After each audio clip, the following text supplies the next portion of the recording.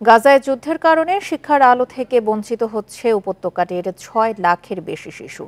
তাদের ভবিষ্যৎ অনিশ্চয়তার মুখে পড়ায় উদ্বেগ জানিয়েছেন ইউএনআরডব্লিউ এর প্রধান ফিলিপ লাজারিনি। গাজার সশস্ত্র গোষ্ঠীগুলো যেন শিশুদের দিয়ে কোনো অপরাধমূলক কাজ করাতে না পারে, সেজন্য অবিলম্বে শিশুদের শিক্ষা ব্যবস্থায় ফিরিয়ে আনার তাগিদ দিয়েছেন তিনি। এখন জন্ম সনদ দিয়ে খোলো বিকাশ স্টুডেন্ট অ্যাকাউন্ট। নিজের বিকাশ নিজে কর।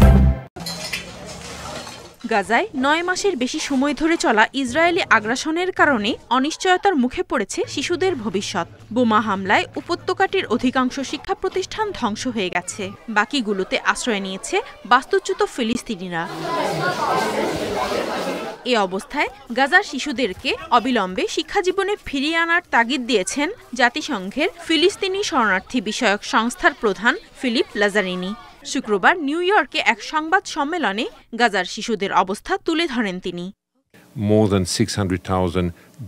গাজায় বর্তমানে ৬ লাখের বেশি কিশোর কিশোরী ধ্বংসস্তূপে বাস করছে। তারা মানসিকভাবে খুব বেশি আঘাতপ্রাপ্ত।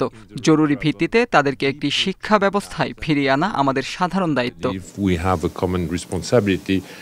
এ সময় গাজার শিশুদের একটি সুনির্দিষ্ট শিক্ষা ব্যবস্থায় ফিরিয়ে আনতে ৩ ধাপ অনুসরণের কথা জানান লাজারিনি।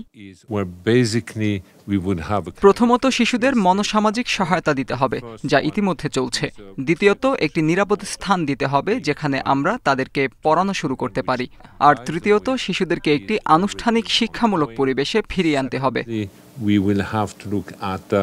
তবে গাজার বিধ্বস্ত স্কুলগুলো পুনর্নির্মাণের আগে শিশুদের শিক্ষার পরিবেশে ফিরিয়ে আনার উপর গুরুত্ব দেন তিনি। এ কাজে বিলম্ব হলে উপত্যকাটির অপরাধী গোষ্ঠীগুলোতে শিশুদের নিয়োগ বাড়বে এবং পুরো একটি প্রজন্ম ধ্বংস হবে বলে জানান Lazzarini. Nadia Tabassum, Independent news.